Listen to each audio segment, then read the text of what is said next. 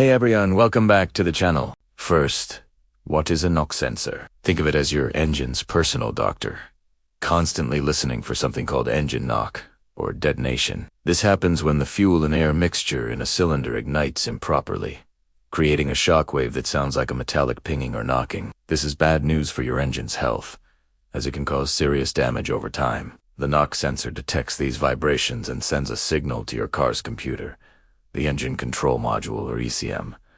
The ECM then adjusts the ignition timing to stop the knock and protect the engine. So, the knock sensor is a crucial part of keeping your engine running smoothly and safely. The code, P0325, specifically points to a malfunction in the circuit of the first knock sensor on the first bank of cylinders. Bank 1 is the side of the engine that contains cylinder number 1. On an inline 4 or a straight 6 engine, there's only one bank. On a V6 or V8, you'll have two banks. The socket part is important.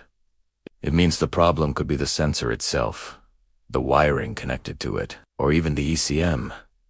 The computer has detected that the signal from the knock sensor is either missing, abnormal, or outside the expected range. So, what are the common symptoms you might notice? Besides the obvious check engine light, you might experience reduced engine power and poor acceleration. Your car might feel sluggish, especially when you're trying to speed up. You may also notice worse fuel economy. In some cases, you might actually hear the engine knocking or pinging, especially under load, like when you're going uphill. This happens because the ECM isn't getting the right information to adjust the timing properly. Now for the fun part, what causes P0325? The most common culprit is a faulty knock sensor. They can fail over time due to heat and vibration. Another major cause is a problem with the wiring or connectors. The wiring harness can get damaged, frayed, or corroded, leading to a poor connection. Sometimes, the connector itself might be loose or full of gunk. Less commonly, the issue could be with the ECM, but it's always best to rule out the sensor and wiring first. Other potential causes could be low-quality fuel or even internal engine problems that are causing excessive vibrations. But P0325 typically points to an electrical fault in the sensor circuit. Alright, let's talk about how to diagnose this. The first step is always to verify the code with an OBD2 scanner. Once confirmed, a visual inspection is key. Look for the knock sensor on bank 1 of your engine. Its location varies, but it's often screwed directly into the engine block, sometimes under the intake manifold, which can make it tricky to get to. Check the wiring harness for any obvious signs of damage, like burns, breaks, or corrosion. Make sure the connector is securely plugged in and clean. If the wiring looks good, the next step is to test the sensor itself. You can do this with a multimeter.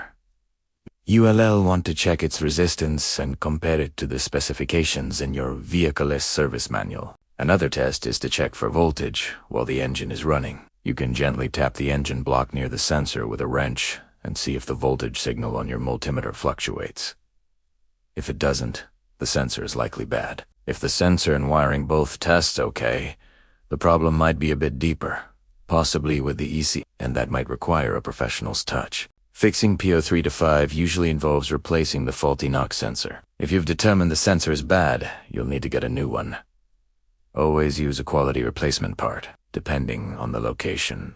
This can be a straightforward DIY job or a more involved one, if you have to remove other components like the intake manifold to access it. If the problem is the wiring, you'll need to repair or replace the damaged section. After you've made the repair, clear the code with your scanner and take the car for a drive to make sure the check engine light doesn't come back on. Ignoring a P0325 code isn't a great idea. While your car will likely still run, you'll be dealing with reduced performance and fuel efficiency. More importantly, without a working knock sensor, your engine is vulnerable to damage from detonation. Over time, this could lead to very expensive repairs, so it's best to get it sorted out sooner rather than later.